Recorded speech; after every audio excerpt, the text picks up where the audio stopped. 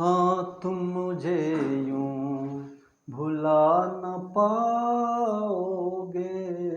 हाँ तुम मुझे यूं भुला न पाओगे।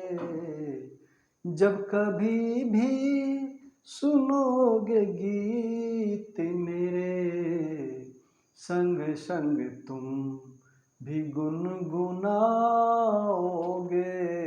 हाँ तुम मुझे यूं। हेलो दोस्तों, YouTube चैनल गणित गगन में आपका स्वागत है। मैं हूं परमानंद सिंह। आज हम लोग सीखने वाले हैं गुणनखंड और गुणज। गुणनखंड क्या है, गुणज क्या है, इसके बारे में आज हम लोग चर्चा करेंगे।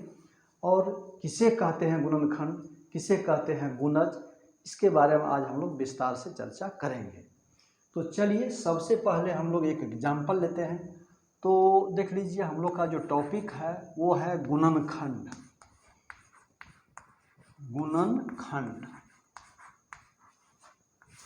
और गुणज।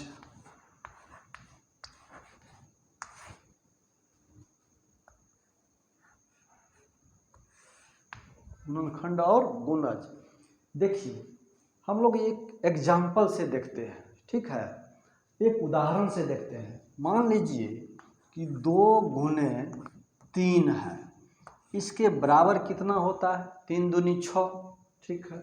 यहाँ लिख दिए 6। अब सबसे पहले हम लोग ये देखेंगे कि ये 2 क्या है, 3 क्या है और 6 क्या है। तो देखिए, गुणनखंड, खंड का मतलब होता है टुकड़ा। तो ये क्या है, 2 टुकड़ा है, एक टुकड़ा 2 है, एक टुकड़ा 3 है। तो ये खंड हो गया और ये दोनों को गुना किए तो हम लोग को क्या मिला? 6 मिला। इस प्रकार से ये क्या हो गया? गुणज। तो देखिए, गुणज शब्द का ही मतलब है, जैसे देखिए गुण, ये इसका लिया गया है गुणज यानी गुना, गुना। और जो का मतलब क्या होता है? जन्म लेने वाला। जन्म लेने वाला क्या मतलब हुआ? यानी गुणा से जन्म लेने वाला। यानी गुणा करने के बाद 2 या 2 से अधिक अंकों को, संख्याओं को गुणा करने के बाद जो गुणनफल आता है, यानी गुणा से जन्म लिया, उसको क्या कहेंगे? गुणज। जैसे पंकज, पंक का मतलब होता है कीचड़, जौ से मतलब जन्म लेने वाला, यानी कीचड़ से जन्म लेने वाला।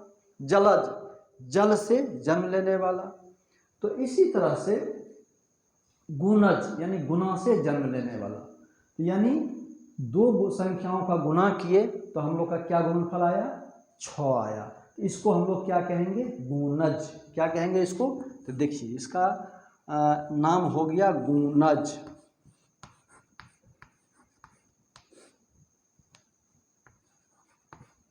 ठीक है, इसको क्या कहे? गुणज। और इसको क्या कहेंगे? गुणनखंड। क्या कहेंगे? गुणनखंड कहेंगे। ठीक है। अब देखिए, गुणनखंड को और दूसरा क्या कहते हैं? तो और इसको हम लोग क्या बोलते हैं? गुणनखंड को विभाजक बोलते हैं। क्या बोलते हैं? विभाजक। गुणनखंड को और क्या बोलते हैं? विभाजक। और क्या बोलते हैं इसको? और देख लीजिए, और बोलते हैं अपवर्तक। ये सारे टर्म को जानना जरूरी है। और बोलते हैं अपवर्तक, अपवर्तक। और क्या बोलते हैं इसको? फैक्टर। क्या बोलते हैं? फैक्टर। FACTORS, फैक्टर्स कर लीजिए। तो देखिए, गुणनखंड, इसी का दूसरा नाम क्या है? विभाजक। इसी का दूसरा नाम क्या है? अपवर्तक। इसी को हम लोग अंग्रेजी में फैक्टर्स कहते हैं। ठीक है, ये जानना बहुत जरूरी है। कभी अपवर्तक लिख देता है, कभी विभाजक लिखता है, कभी गुणनखंड। तो सभी को जानना बहुत ही आवश्यक है। जब तक हम लोग नहीं जानेंगे, लिख दिया अपवर्तक, अब हम लोग भुला जाएंगे कहाँ क्या है, नहीं है, क्या मतलब है अपवर्तक का। तो सभी नाम को जानना जरूरी है। तो यह 2 गुना 3 ये खंड है, गुणनखंड हो गया ये, तो ये इसको गुणनखंड भी कहते हैं, विभाजक भी कहते हैं। विभाजक माने जिससे भाग देते हैं उसको विभाजक बोलते हैं। तो 3 से भाग देंगे 6 में, 3 दूनी 6, 2 से भाग देंगे 6 में, द्वितीया 6, तो ये विभाजक भी हो गया। और इसको क्या कहते हैं, अपवर्तक, क्या बोलते हैं, अपवर्तक। और इसी को अंग्रेजी में क्या बोलते हैं, फैक्टर बोलते हैं। इस तरह से ये सभी टर्म को समझना बहुत जरूरी है। अब चलिए यहाँ पर गुणज, जिसका जन्म गुना से हुआ है, इस गुणज को और दूसरा नाम क्या है, विभाज्य, क्या कहते हैं, विभाज्य। इसका दूसरा नाम है विभाज्य। और विभाज्य को क्या कहते हैं, अपवर्त भी कहते हैं। क्या कहते हैं, अपवर्त, अपवर्त बोलते हैं, अपवर्त कहते हैं। और इसको क्या कहते हैं, मल्टीपल कहते हैं अंग्रेजी में। क्या बोलते हैं, मल्टीपल।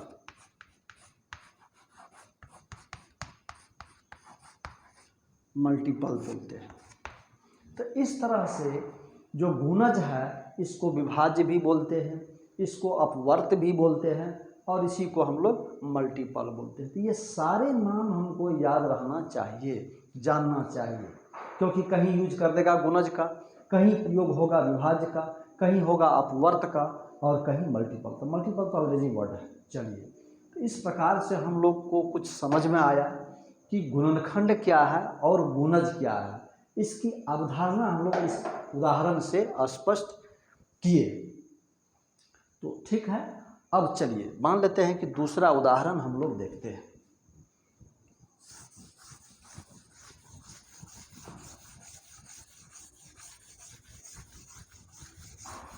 दूसरी उदाहरण से हम लोग और भी स्पष्ट कर देंगे कि गुणनखंड और गुणज दोनों क्या चीज़ है, क्या अंतर है, किसे कहते हैं।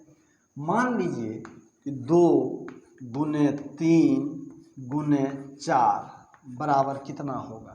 तो अब देखिए, 3 दूनी 6 चौका 24, कितना हुआ, 24 हुआ। अब बताइए इसको क्या कहते हैं, इसका नाम क्या है, गुणनखंड। हाँ, वेरी गुड।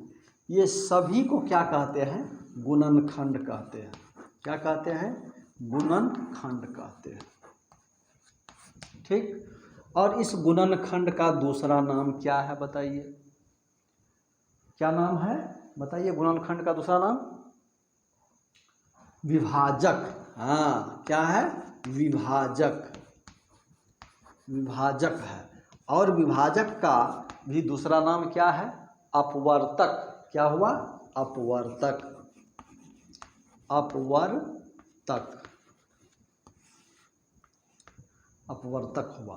ठीक, और इसी को अंग्रेजी में क्या कहते हैं, फैक्टर्स। वेरी गुड, इसको हम लोग और क्या कहते हैं, फैक्टर्स, FACTORS, फैक्टर्स कहते हैं।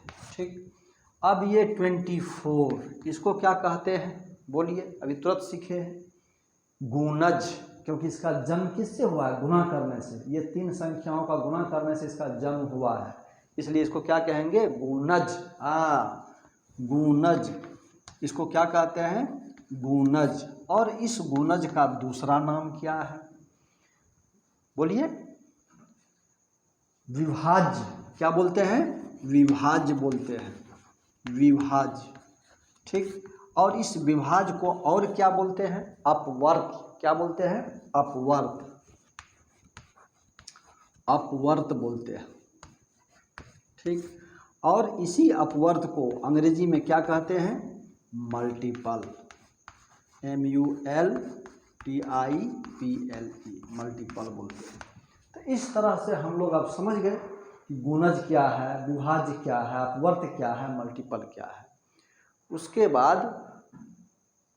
बाद देखिए क्या है, गुणनखंड, विभाजक, अपवर्तक और फैक्टर्स। ठीक है, तो इसके बारे में हम लोगों को कंप्लीटली समझ में आ गई, क्या है टर्म, अपवर्त क्या है, अपवर्तक क्या है, विभाज्य क्या है, विभाजक क्या है, गुणनखंड क्या है, गुणज क्या है।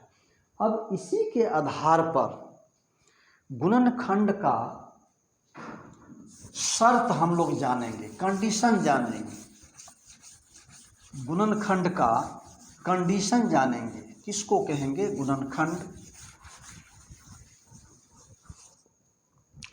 तो गुणनखंड का शर्त,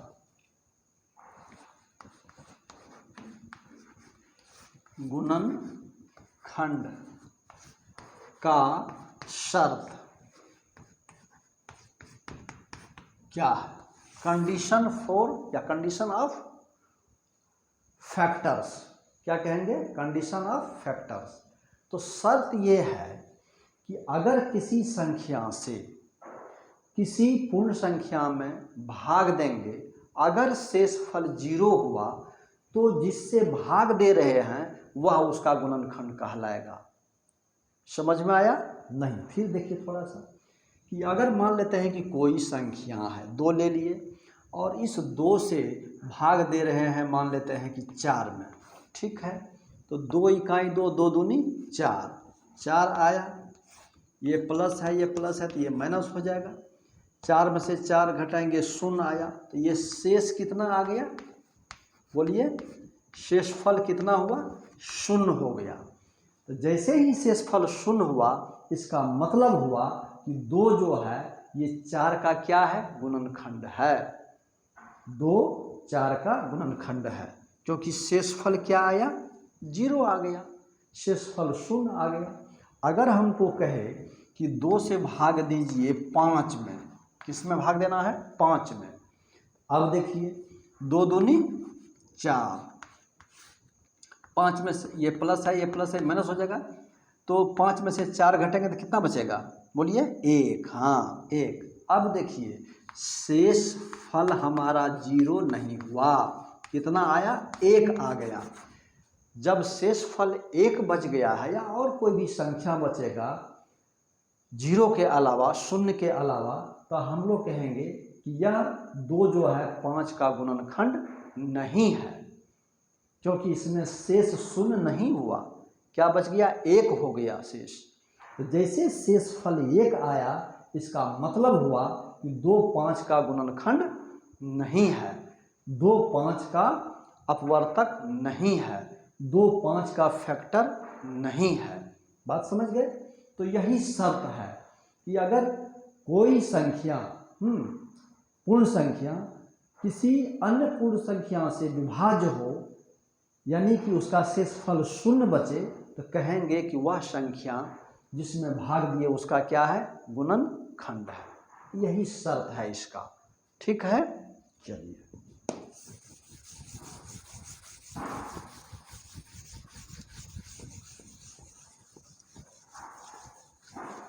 अब गुणनखंड के आधार पर हम लोग संख्या को क्लासिफाई करते हैं, वर्गीकृत करते हैं।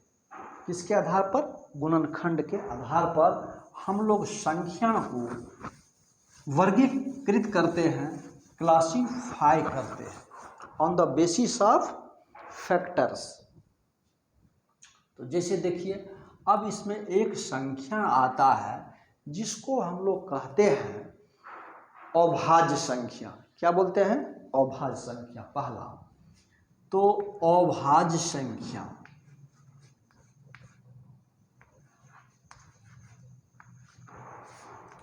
अभाज्य संख्या।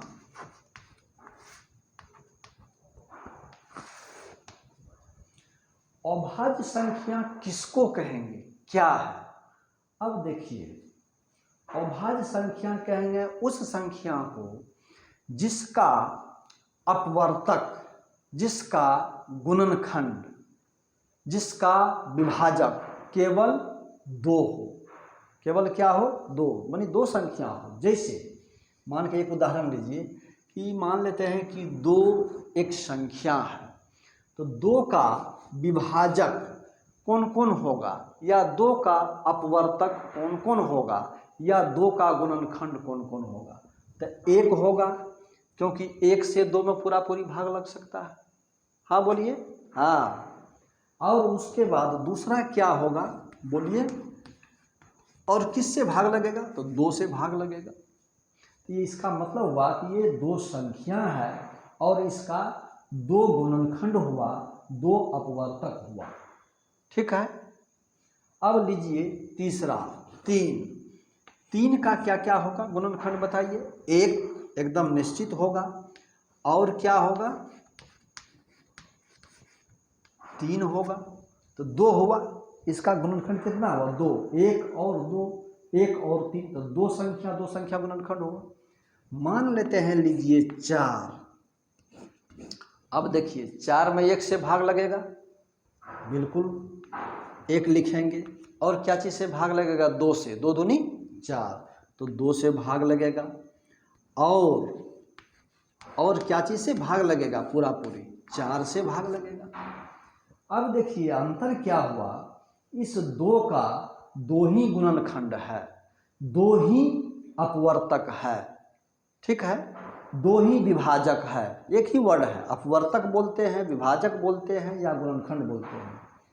3 का 1 और 3 2 ही विभाजक है, 2 ही गुणनखंड है। और 4 का 1 2 3, इसका 3 हो गया। देखिए यहीं से अभाज्य संख्या का परिभाषा परिकलित हम लोग कर सकते हैं।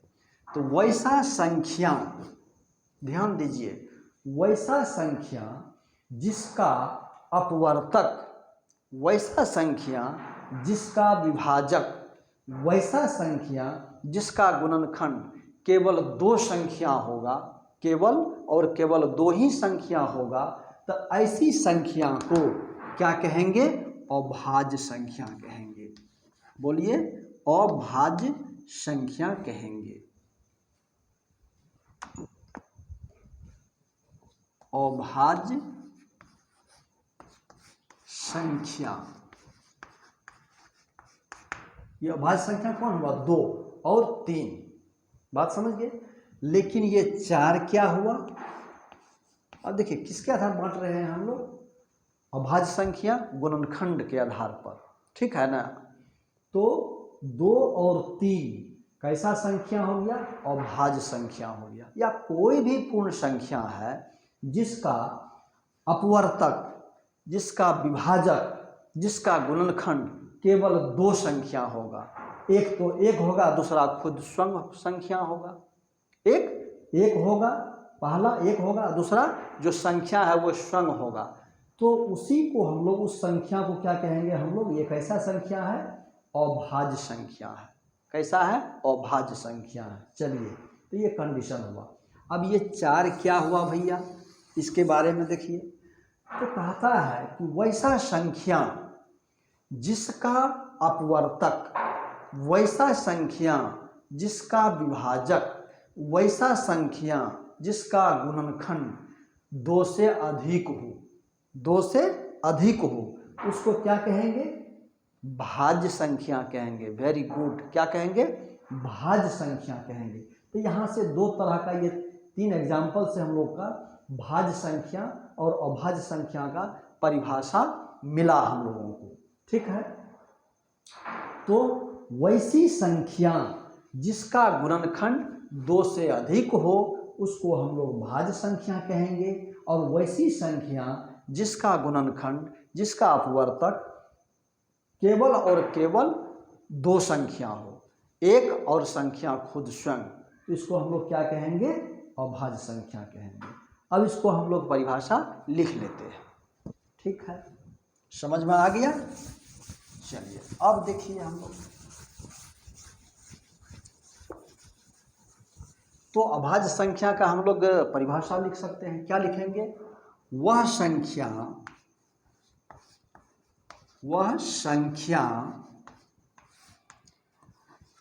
जिसका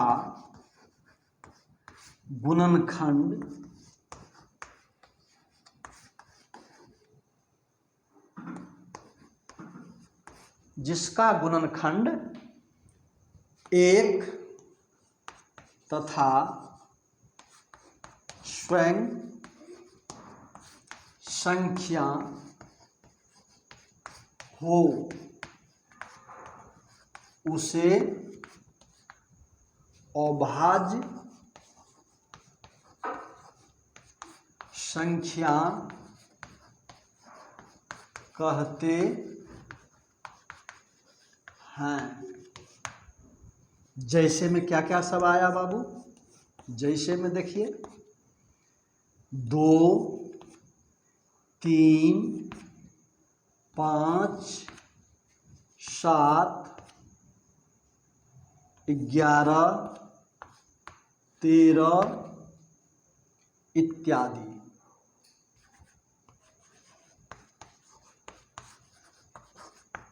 इत्यादि ये सारा कैसा संख्या है? अभाज्य संख्या है। ठीक, चलिए अब हम लोग क्या भाज्य संख्या, उसके बारे में भी हम लोग देख चुके हैं उदाहरण। तो भाज्य संख्या का बारे में हम लोग क्या लिख लिए, इसको मिटा देना। ठीक है, वेरी गुड। अब हम लोग भाज्य संख्या के बारे में चर्चा करेंगे। कौन संख्या? भाज्य संख्या। ये किसके आधार पर बांट रहे हैं? गुणनखंड के आधार पर। ध्यान दीजिएगा, गुणनखंड के आधार पर इसको हम लोग क्लासिफाई कर रहे हैं। भाज्य संख्या, इसका हम लोग लिखेंगे वह संख्या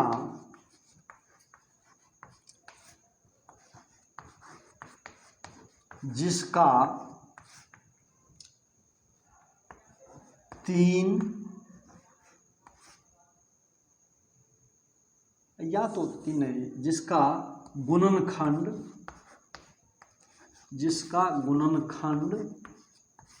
या अपवर्तक या विभाजक, वह संख्या जिसका गुणनखंड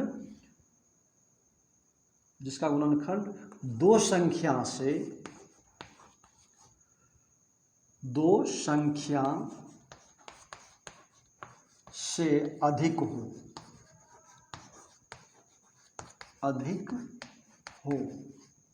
इस 2 को आप 2 लिख दीजिए, ज़्यादा अच्छा रहेगा। दो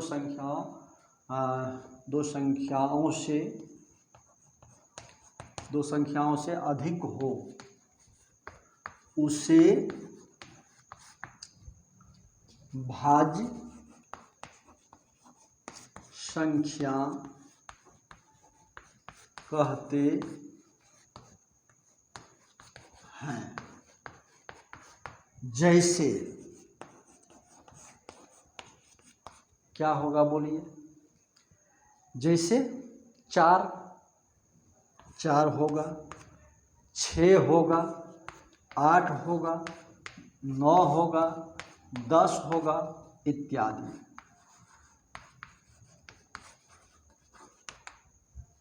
समझ गए? क्योंकि इसका क्या है, जैसे 4 का अगर लेते हैं तो 1 हुआ, 2 हुआ और 4, 2 से अधिक हुआ, तो भाज्य संख्या ये हो गया।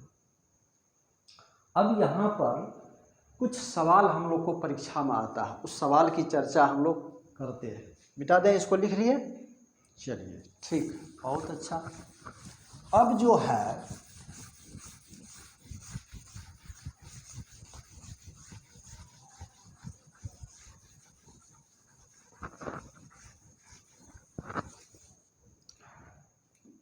ऐसा कौन सी संख्या है जो न तो भाज्य है न अभाज्य है? यह भी प्रश्न है।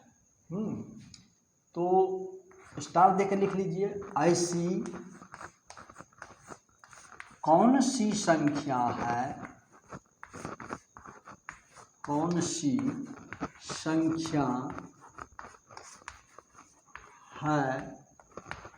जो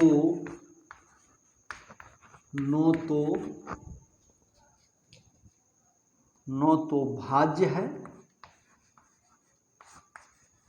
भाज्य है और न ही अभाज्य है।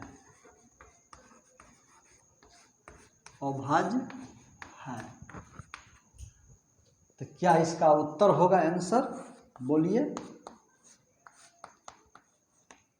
उत्तर होगा इसका 1। ध्यान दीजिएगा, ये बहुत इम्पोर्टेंट है, महत्वपूर्ण है, पूछता है। 1 क्या है? न तो भाज्य है और न ही अभाज्य है। क्यों? क्योंकि अभाज्य का शर्त है कि उसका कम से कम 2 विभाजक होगा, एक दूसरा स्वयं। कितना होना चाहिए? 2 विभाजक होना चाहिए, 2 गुणनखंड होना चाहिए।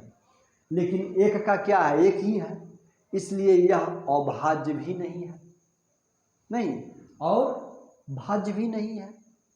तो इसलिए क्या होगा? ऐसी कौन सी संख्या है जो न तो भाज्य है और न अभाज्य है? क्या आंसर हो गया?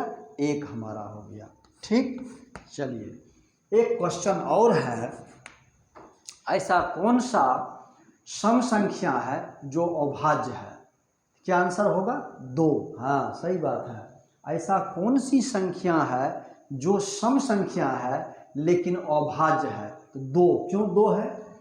तो 2 का अगर हम लोग देखेंगे गुणनखंड तो क्या होगा? 1 और 2 होगा, 1 और 2 होगा, 1 और 2 होगा। तो 2 क्या हो गया? अभाज्य हो गया। अभाज्य का शर्त को ये पूरा करता है और ये सम संख्या है। तो सवाल पूछेगा कि ऐसी कौन सी सम संख्या है जो अभाज्य है? तो हमारा आंसर क्या होगा? 2 होगा। ये हमारा उत्तर होगा। तो इस तरह से हम लोग आज सीखे गुणनखंड, गुणज और गुणनखंड के आधार पर भाज्य संख्या, अभाज्य संख्या किसे कहते हैं और उसका उदाहरण। ठीक है, तो अगर ये आपको समझ में आया और आपको अच्छा लगा तो वीडियो को लाइक कीजिए, सब्सक्राइब कीजिए और शेयर कीजिए। धन्यवाद।